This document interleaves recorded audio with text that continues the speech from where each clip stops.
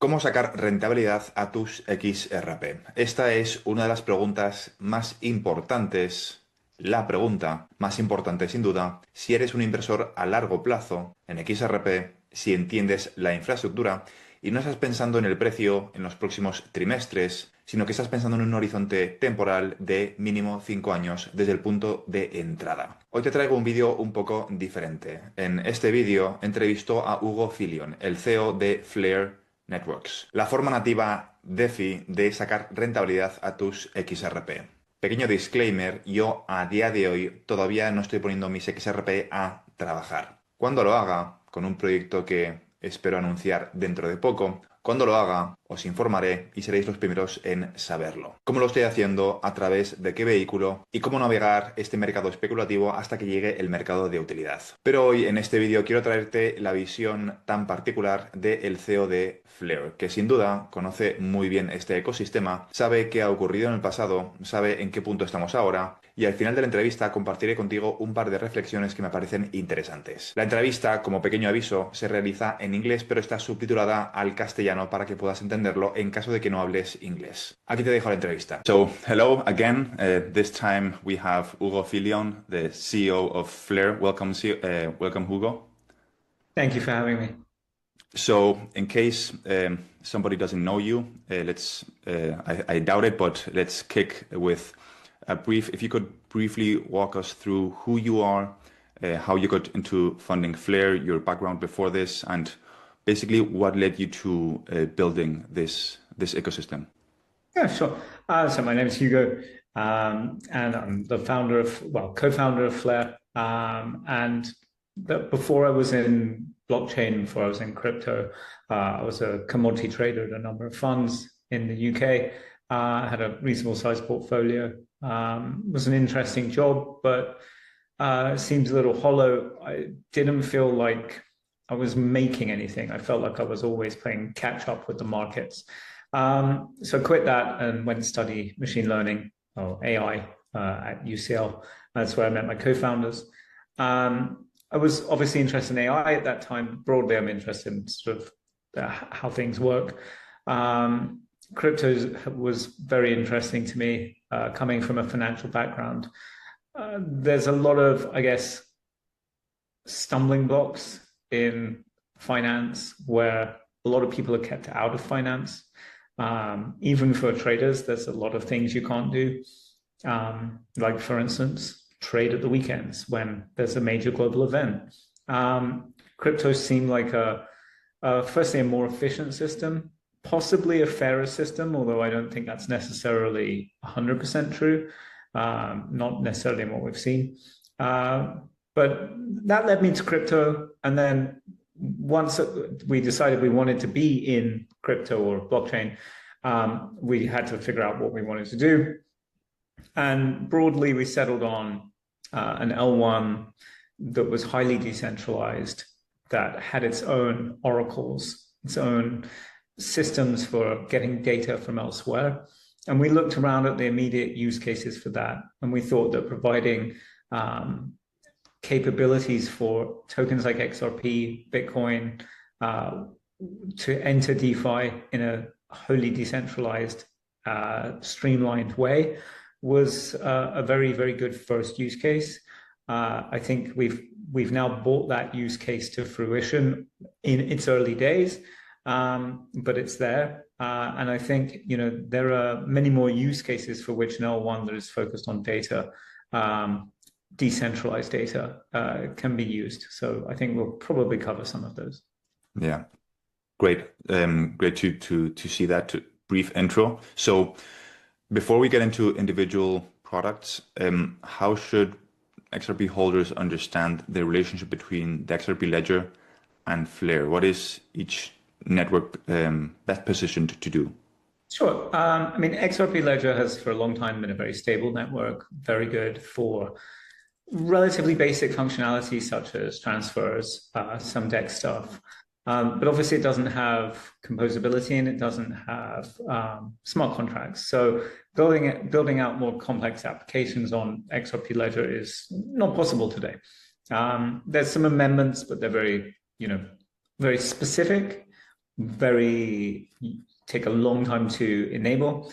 And you're never going to get the same kind of permissionless DeFi ecosystem on the XRP ledger as you know, in terms of trying to replicate the rest of the DeFi ecosystem. So Flare fills that gap, really for XRP and for hopefully for other tokens later down the line, like Bitcoin. That's not the only thing Flare does, but it is the most notable thing Flare does today. So, you know, if you're an XRP holder, you can think of Flare as the place to deploy your XRP. And really, there have been other attempts at providing similar functionality. I think our approach has been the most significant in the market, but also the most well thought through. I don't think anyone else has really got an end-to-end ecosystem to deploy XRP like Flare does. Nice to. I agree with that part. What in regards to the next months, years, what concrete, especially now that everybody's talking about Clarity Act, but what concrete unlock in the area of regulatory, institutional custody, stablecoin liquidity, or any other areas would mark the real inflection point for where XRP-Fi would stop being early, so to speak, and becomes a more mature utility market at scale? What's that stopping that scale? Yeah, so I don't think it's regulatory clarity. I don't think that's a big one, because at least the way Flare implements XRP-Fi, it's hugely decentralized. So it's sort of outside of the regulatory scope, so to speak, or at least most parts of it are. So things like borrowing, dexes, perps dexes, you know, all those kind of basic DeFi functions are broadly outside the regulatory scope. So for me, it's really about building the market out. It's a new market. People are, you know, forming a market is not an immediate process, right? You don't just get two sides of an equation that just come together in a very short amount of time. So, you know, for me, it's probably around stablecoin liquidity is our biggest hurdle. I think this interview will go out after we have some announcements next week on Monday, which I believe you might be aware of. But, you know, one of the things that we will have announced by the time this interview goes out is that, you know, Centaura have enabled FXRP to be to borrow RLUSD in the Morpho market on Ethereum mainnet. So for us, just finding stable coin liquidity, finding effectively stables are the scarce resource in the space. And so for us, building out that access to stables is pretty critical for the expansion of XRP-Fi. Interesting point. And in regards to, so you would say that Clarity basically has no weight in what Flare is. Would you agree with that sentence, that Clarity has no weight? Or it doesn't have no weight. It has no effect on what we've built. Okay. But those are two different things. We have built a car, but if you have better roads, you can drive that car faster. Clarity is the better roads. So, you know, the more institutions that are able to deploy funds, whether those are stable coins, XRP, Bitcoin, or anything else that Flare will touch, the better it is for the whole ecosystem. But the reality is that sort of very, very little that exists on Flare is within scope of Clarity. Okay. And without naming counterparties, what does the most advanced institutional deployment on Flare look like today structurally, and what would they actually be doing? So I'd say the most advanced institutional deployment is that there are institutions deployed into Firelight, which is a protocol on Flare that is built by Centaura with help from Flare around a simple, easy way to deploy your Flare and get yield. It is a DeFi cover protocol.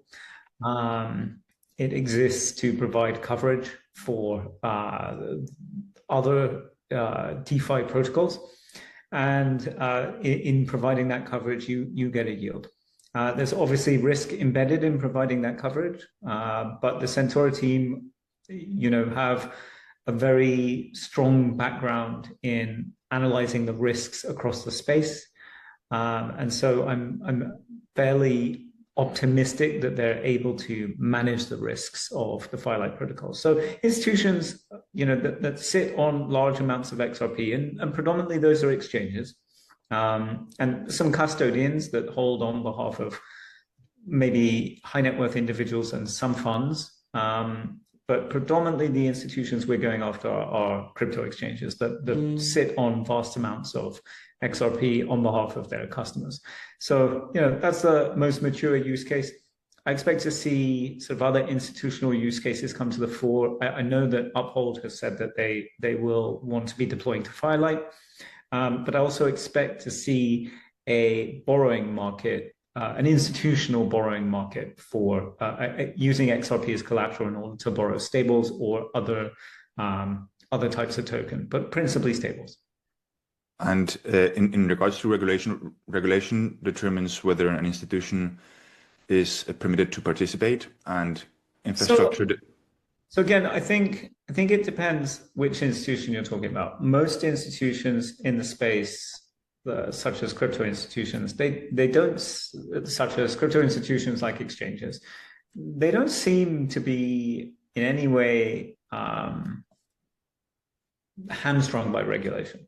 They seem happy to go ahead. They just need the market to mature. I think when you're talking about institutions like banks, maybe more traditional asset managers, the clarity provides value there. But I don't think it's necessarily a reality that many banks are managing large amounts of XRP on behalf of their clients today. They may hold XRP because of deals with Ripple and things like that, but I don't think they're generally looking to deploy XRP. I think our principal, users at Flare are crypto-focused funds, exchanges, and retail that hold XRP. And are institutions more likely to enter the Flare ecosystem first through custody and tokenization infrastructure, or through an existing financial use case such as borrowing, vaults, or FI? I think borrowing, vaults, the basic DeFi primitives are where we're seeing the most traction. So Firelight and borrowing. Those are very nice, easy to serve needs for users because you put borrowing on the end of an earn program. So suddenly, you have more markets with which to serve your users, and for the user, it's a one-click experience. They get to press the yes, I want to earn button, and then the whole system can work. And how have you seen a difference between retail and large institutions? For example, the requirements between large institutional holders and retail users, like different audit standards, different gaps, different terms, or we don't build products that we don't think are fit for institutional. So our audit standards. I'll give you an example. We've worked with an exchange which I cannot name. They are one of the, and it's not Uphold. They're one of the most tricky exchanges to get over the line in terms of due diligence. The due diligence we did with them with regards to using FXRP on Flare, it took a record short amount of time because we have, built this in such a way that we have all the audits, we have a lot of testing. The system is quite easy to understand for someone doing due diligence. It's very evident that when we've built FXRP, for instance, that we've embedded very, very substantial risk management procedures, such as using the XRP escrow system. So, for us, we never build anything that for retail that we wouldn't give to institutions. That said, institutions need different liquidity parameters because they're deploying larger amounts of money. So, there's a kind of on the building side, it's the same product. On the business side, you require that there's different requirements. So basically, holders, retail investors of XRP are going to benefit of an institutional grade product, being a retail investor without all the limits that normally exist or barriers that normally exist for retail investors to access. So in regards to redirect again the conversation, as an XRP holder, why should Firelight be interesting to, for example, me specifically? What does it offer that I can't get elsewhere with XRP? So any kind of yield product, it must be taking risk in order to generate yield. Whether you are collateralizing your XRP to get stable coins to deploy those stable coins in a protocol that makes more money than the cost of the borrow, or you're using Firelight, they all have some degree of risk. I think with regards to your specific question of what you're getting that you can't get anywhere else. First of all, you're getting a fully decentralized system. So you're not giving your XRP to a centralized entity that can go and trade off the blockchain with that XRP. So it's fundamentally different in that respect. But secondly, Firelight is a coverage protocol, which is a different set of risks, but also something that the Centaura team understand well, and something which, I'm very confident that they both understand, are able to manage, and are choosing the right partners. I've seen the level of analysis they go to with regards to analyzing the coverage that they will underwrite. And I know who their first partners are. These are not entities where I see, broad systemic risks.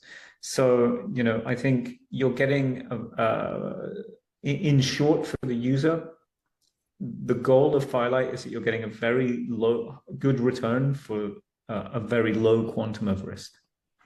Okay, makes sense. And in regards to Flare's strategy, so Flare has, I think it's plus 150 ecosystem partners, and the problem is, like every company, it has a finite engineering team, right?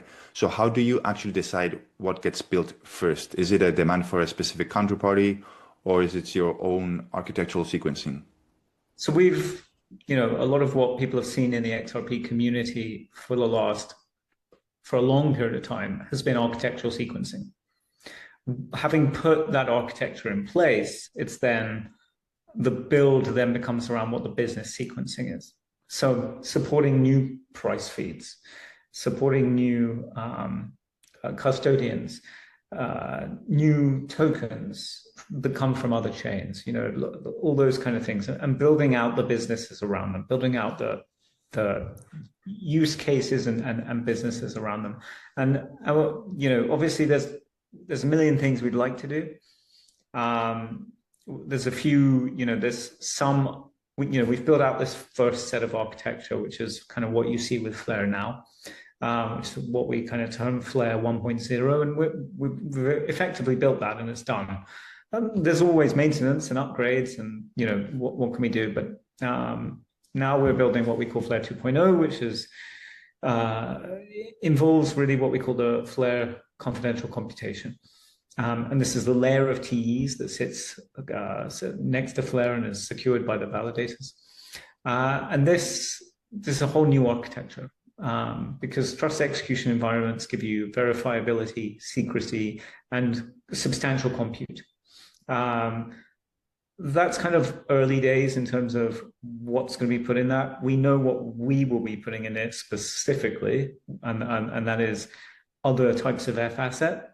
and something we call protocol managed wallets, which allow an application on Flare to control wallets on other chains like XRP, Bitcoin, Ethereum, Solana, directly from Flare. So you can think of it as an autonomous wallet that is controlled by an application rather than a multi-sig or a bunch of people. So this lets an application make transactions on other chains. And that's quite interesting. We can cover that. So I hope I've answered the question. Yes, you've covered the question. Thanks and in regards to, for example, F assets, how does the over-collateralization model actually work? What does it mean for how much FXRP can exist at any given time, for example? So an infinite amount of FXRP, up to the amount, obviously, of XRP that exists in the world, can be created on Flare. Where we use collateralization is through the gating of minting and redemption. So when you mint and redeem, that is over-collateralized. It's a gating system that if anything goes wrong with that transaction, there's money to pay for it. We then have something called a core vault, which uses the XRP escrow system to effectively warehouse XRP that cannot be supported by the collateral. So effectively, the way it works is it's slightly different today, but I'll just run through it because it gives a good understanding of it. Is you collateralize on the way in, and then an agent will send excess XRP to the core vault. And then you'll collateralize on the way out. And if the agent doesn't have XRP, but they have it from the core vault, they can pull it back from the core vault. But critically, only the agents can send and redeem XRP from the core vault. And this is enforced by code. And we use escrows on top of that so that even if the system were under attack, the escrow would not allow large amounts of XRP to be pulled out of the system. Okay, and in regards to detecting new opportunities, when you personally evaluate a new opportunity, a protocol to integrate, incubate, or partner with, what's your own risk framework, and what does you make say no to some projects? So I suppose it depends on whether we are funding that or not. So for instance, we invested heavily in Firelight because first of all, Firelight came from an open call that we had with regards to a particular thing that we wanted to see on Flare. So we wrote up a document that said, you know, anyone that's working on something like this would be very interesting to us. And Centauro responded to that. And we put a large amount of our own capital into that to start it off. And, you know, with regards to that, it's just looking at the market, looking at the use case, looking at how hard it is to achieve. You know, there's a lot of parameters that go into building a product, and it's hard to get a product off the ground. So, you know, is it going to work? Does the tech support it? Is there a demand for it? That kind of stuff. And in regards to, again, picking up on the difference between retail investors and institutional investors, where do you see the biggest mismatch between how retail investors perceive risk in DeFi and how risk is actually distributed, like across smart contracts, collateral, Oracle, custodial layers? So I think the way I'd see it is, you know, if we're putting aside institutions for a second, retail are maybe more naive when it comes to risk. They are prepared to use perhaps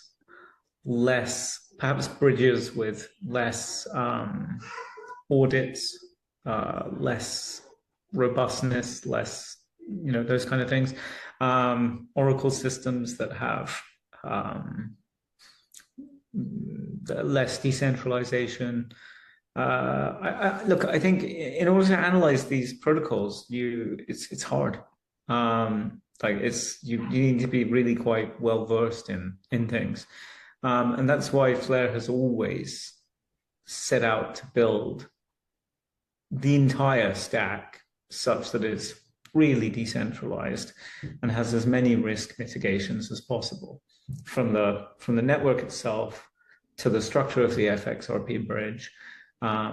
You know, and we engage risk monitors, Hypernative, for the whole ecosystem. We pay for that. We pay for Hypernative to monitor the whole ecosystem and to work with projects to, if anything goes wrong, to shut it down as quickly as possible. You know, so that's what we do. I'd say, you know, the mismatch between retail and institutions is that institutions are better at analyzing it. Okay, yeah, I agree on that one. I have the opportunity to speak to both institutional profiles and retail profiles, and you can see a huge difference in how they perceive risk. So, for example, the withdrawal time right now, how the ecosystem is built, the sooner you can withdraw something, if you compare it with, for example, building a skyscraper, right? So a skyscraper is something that is very stable. It's a proven business model. You have the land, you have the building, you have everybody knows what to expect, but it means that you have to have more your money, more time locked in the project, right? So in the DeFi, I wanted to know what your perception is. Do you think over time we're going to see more longer time periods for lockups? Do you think that's going to be more TradFi focus strategies, or do you see how do you see that evolving? I hope I explained myself with the lockup periods. So I think it depends on the complexity of the product. You know, right now products in crypto are not that complex. You know, it's like I take XRP, I collateralize it, I borrow dollars, I put those dollars somewhere. I'm able to bring those dollars back quickly. Maybe I loop that, right? And I get, you know, amp up my yield. Those are products that you can unpick really quickly. And so the lockup time doesn't need to be long. With regards to Firelight, totally different set of risks. They're selling coverage on a 30-day basis. So it's rolling 30-day coverage. The lockup time, therefore, has to be 30 days. It can't be uncovered, you know, during if there's a call for funds. So, you know, that's a slightly more complex product, but also has totally different risks. And, you know, for both retail and institutional investors, it's about balancing the risk reward ratio, making sure that you're getting a better return for the same, you know, for if you're taking more risk, you should be getting a better return. You know, it's quite simple, but so you know, as products get more complex, and they will get more complex, you know, as we get through tokenization, then yeah, I think lockups will become longer, but hopefully the returns will be better. Yeah, it's interesting to see how both worlds are gonna end up colliding. And in regards to, I've seen you very active lately in Twitter in regards to the next 6 months. Is there something you could explain, or why you're being so active in Twitter? Why are you so happy about the next 6 months? Yeah, sure. So, you know, I think everything is, we discussed earlier that, you know, architecture, business, you know, the different phases of things. You know, with FXRP, we started with the architecture. We are now in the business phase. We've had reasonable success in a really unpleasant market. Like, you know, you talk to institutions, crypto exchanges, their desire to do things right now, or 3 months ago, very, very limited. You know, because the returns are poor and the risks are high. So, you know, that's been a process for us. There's a number of things in play. First of which, you know, this will go out after, you know, the announcement that Centaura have enabled borrowing of RLUSD against FXRP. For me, this is a huge unlock. Firstly, it's the stable coin that is issued by, you know, Ripple, which is big for the community. But secondly, it's a very large vault. It's 280 million right now. And so that's a very good source of liquidity that will help us increase the scope of XRP-Fi. Obviously, it's not immediately going to be all 280 million. It's not going to be accessible on day one, right? That's not how these things work. They have risk parameters. But as time goes on, that will, hopefully increase. And there's a number of initiatives, both with Centaura and with other entities, exchanges, other groups that provides, access to stable coins for XRP-Fi. So both the input, so how much XRP can we get? That's exchanges. How much stables can we get against that XRP? That's, Centaura, other curators, other protocols in different ecosystems, and protocols on Flare. So all of those things over the next 6 months have components that will be changing very substantially. So for instance, there will be, I think exchanges that come in a big style.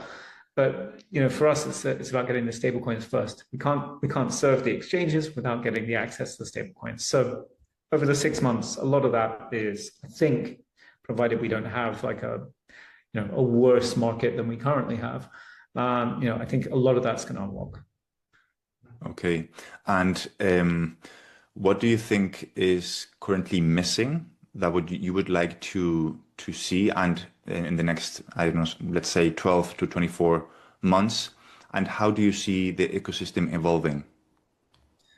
So missing, I'd like more stablecoins directly on Flare. At the moment, our stablecoin strategy is to go and get them from other chains. So bridging FXRP out to Ethereum and Solana, Base, whatever. That's been our growth strategy for probably 4 or 5 months at this point. I'd like to see more stables come to Flare, but that's a hard to ask, right? It's just the way the market is right now. I think it will change over time as XRP expands and increases, and the longevity. Things become lindy. If you know what I mean by that comment, the longer the XRP-Fi thing goes on, the longer Flare is the predominant player in that, the more lindy it gets, the more mind share it's going to get, especially amongst institutional stablecoin deployers, which ultimately, the way we think about it is we effectively have seen that we have virtually unlimited demand for XRP-Fi.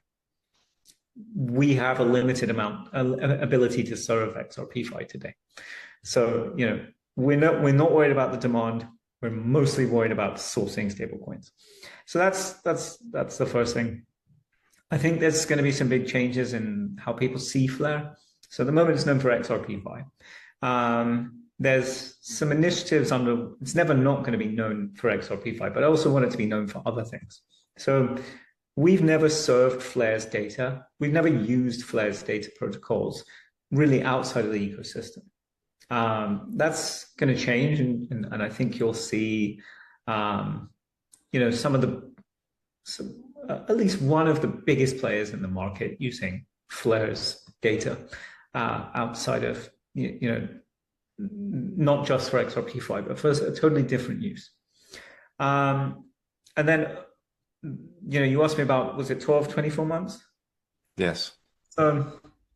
Well, way before 12 months, we will launch Flare Confidential Compute, which is our stack that is private, verifiable, provides large amounts of compute. And so in conjunction with our data protocols, you have this interesting thing where you can do large computations, which means you can run big programs. But Flare also provides great data. And as we expand the FCC, we're doing, FTSO, within the FCC, FTC within the FTC. So you'll be able to get prices from the FTC directly without having to wait for it to resolve on chain. You'll be able to get information from other blockchains and from Web 2 APIs practically instantaneously. So if you combine that with large amounts of compute, suddenly there's some interesting things to do. So there's obviously stuff in AI and agents. It's interesting. I don't think agents.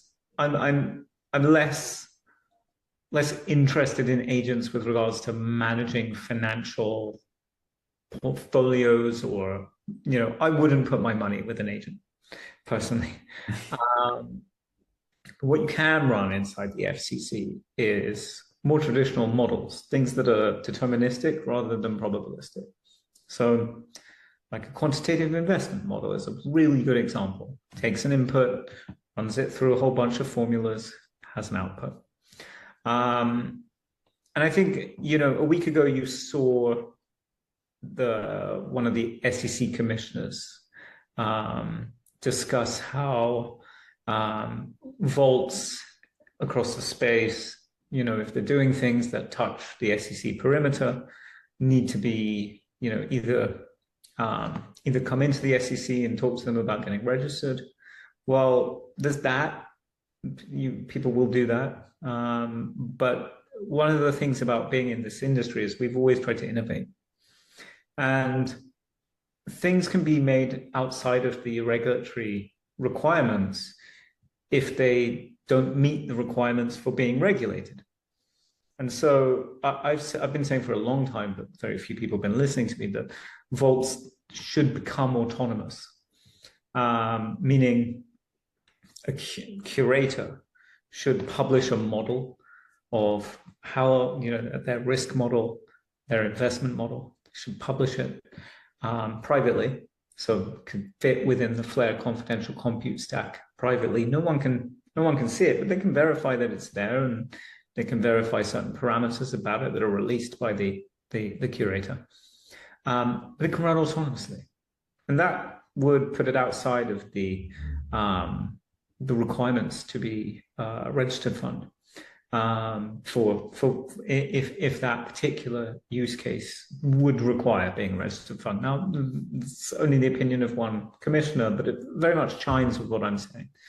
So, I think we talk a lot about regulation in the industry. We don't talk enough about innovation so that we don't have to meet regulation. And I think that's where Flare's FCC comes in. It lets you do a lot more in a kind of strongly decentralized way.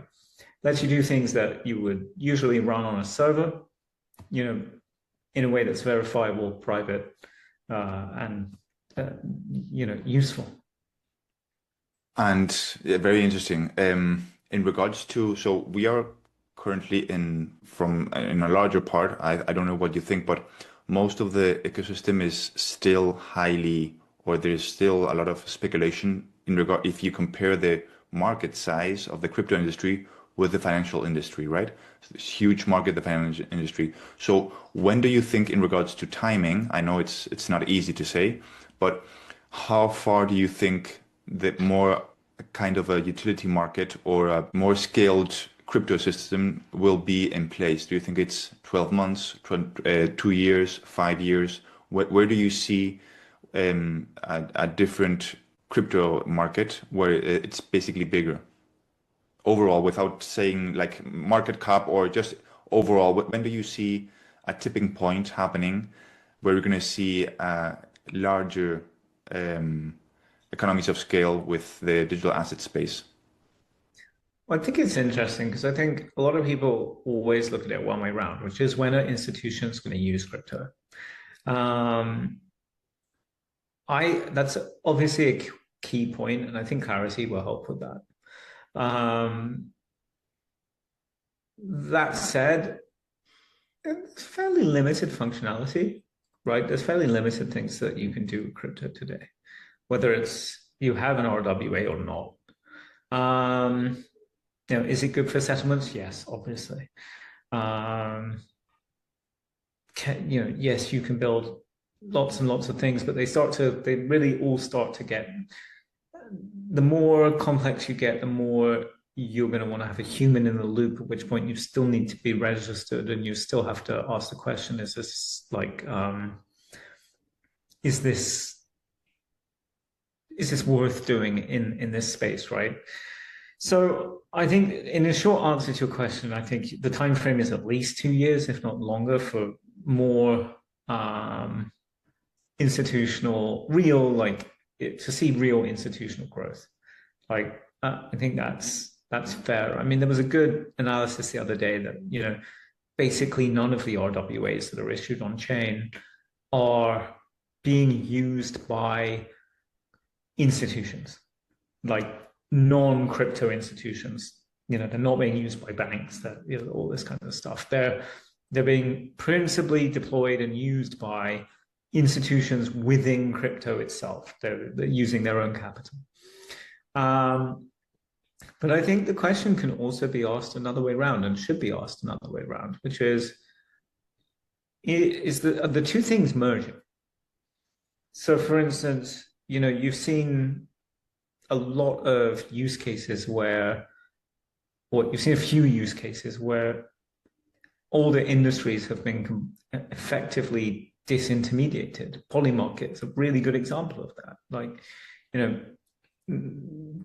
if you think of a sports book as being an institution, it has to be regulated. It's a financial institution, whether you like it or not, holds money on behalf of customers. Polymarket's completely disintermediated. That's provided the same outcome, but in a decentralized way. I think Hyperliquid does a similar thing with regards to perps markets, and not just for crypto instruments, but for any, for oil, for instance. So I think everyone wants the suits to come, and I think a lot of people don't ask the question, should we just get rid of the suits? And I think that's actually probably where more growth comes from in crypto, rather than waiting for the banks to play with us, or do both at the same time. So that's I suppose that's my answer. Great answer. I agree 100% with that last point. Both should walk towards each other. I think that's the fastest way, rather than waiting banks to go towards digital asset space. Both should embrace. So I think it's a great way to finish this interview. I want to be aware of the time. So again, Hugo, many thanks for taking the time for this interview. I hope to have you soon, and let's speak soon. My pleasure. Thank you so much for having me.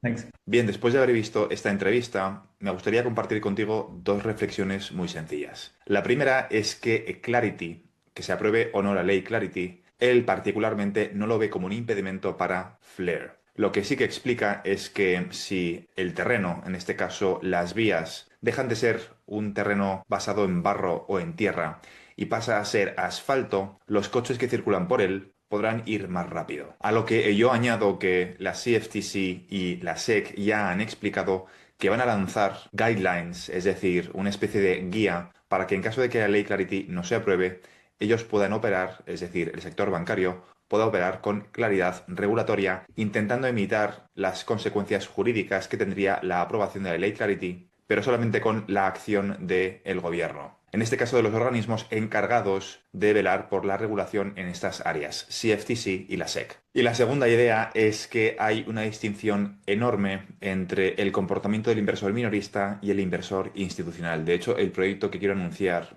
espero que a finales de agosto, principios de septiembre, que está estrechamente relacionado con XRP y con Flare, tiene como objetivo precisamente eso: acercar el mundo institucional a los inversores minoristas. Y una de ellas es la diferencia de mentalidad entre el inversor minorista y el inversor mayorista. Has podido ver alguna de esas conclusiones en la entrevista, donde hago referencia a los lock-up periods, los periodos en los que se pide que tu dinero esté bloqueado. Y algo que el inversor minorista desconoce es que cuando tus activos están bloqueados durante muy poco tiempo, es decir, puedes retirar, y me refiero al contexto en el cual estás generando rentabilidad a tus XRP, cuando eres capaz de retirar esos activos en cuestión de segundos, en cuestión de minutos o en cuestión de muy pocas horas, al inversor minorista, al inversor no profesional, al inversor no cualificado, eso le genera sensación de seguridad, porque la inmediatez, por desgracia, y es a lo que está acostumbrado el inversor minorista, esa inmediatez le genera seguridad, el poder retirar los fondos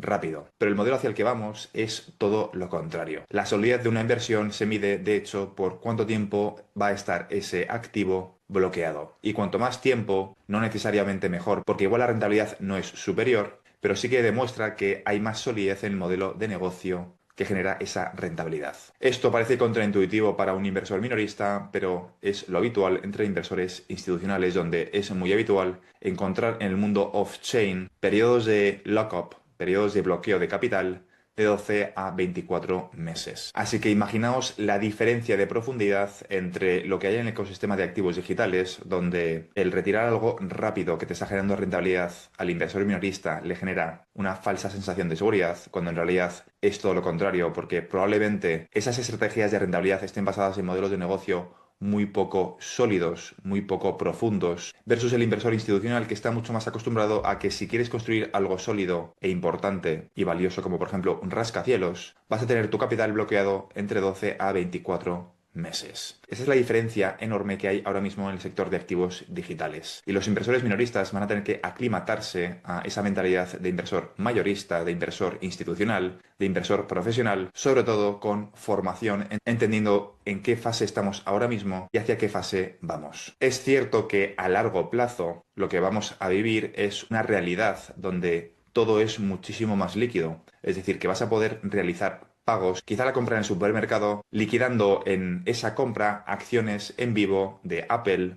oro tokenizado o otros activos que tengas en formato digital. Eso llegará. Y esos mercados líquidos, que es lo que traen los activos digitales, la posibilidad de que todos los mercados sean muchísimo más líquidos, llegarán. Pero esa colisión de mundos todavía no ha ocurrido. Y hace falta que ambos mundos caminen en la misma dirección, se fusionen para que esos escenarios de los cuales hemos hablado siempre, una economía tokenizada, una economía líquida, una economía en la cual puedes pagar con quizá una fracción de tu vivienda, una fracción de tu coche o una fracción de unas acciones de Apple, de Google o de lo que sea que poseas. Esa tokenización te permitiría pagar una compra en ese momento, renunciando a la propiedad de un activo. Eso llegará, pero todavía no está construido. Y espero que la conversación con Hugo refleje esa desconexión entre lo que se está construyendo, lo que sabemos que es el futuro, y lo que existe ahora mismo en el mercado. Y como tercera idea y como coletilla, me parece realmente interesante que Hugo, a pesar de todas las barreras que estamos viendo ahora con la ley Clarity, vea que vamos a ver economías de escala o una especie de mercado de utilidad o un mercado de activos digitales mucho más grande que el actual en un periodo no más allá de 24 meses, es decir, 2 años. Si juntas eso con todo lo que he ido explicando en este canal, creo que los próximos 12 a 24 meses van a ser especialmente interesantes y echaríamos de menos ver a XRP a estos precios,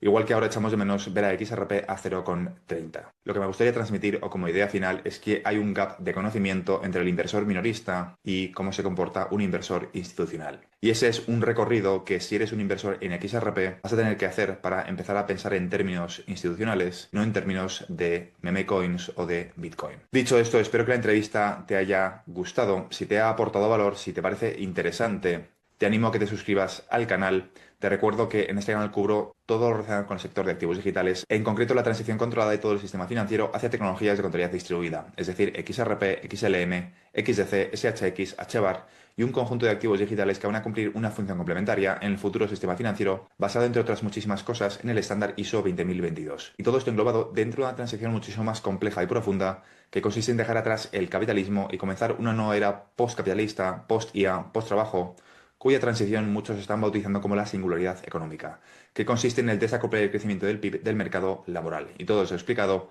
desde el punto de vista de las oportunidades que nos vamos a encontrar en el proceso para los inversores minoristas como tú y como yo en el sector de activos digitales. Esto es todo por ahora y nos vemos en el siguiente vídeo. Un saludo.